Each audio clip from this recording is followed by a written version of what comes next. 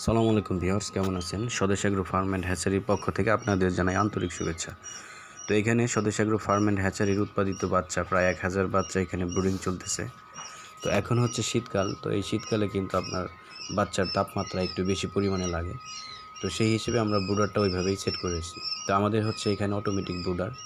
তো এখানে হচ্ছে আপনার যখন আপনার বাচ্চার তাপমাত্রা 37 ডিগ্রির নিচে কমে যাবে তখন অটোমেটিক আপনার ব্রুডার জ্বলে উঠবে।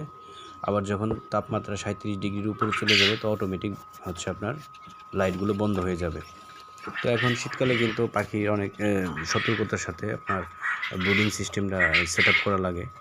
তো আমরা ওইভাবেই করেছি। যাই হোক, আমাদের মাশাআল্লাহ আমাদের বাচ্চাগুলো খুব সুস্থ সবল আছে।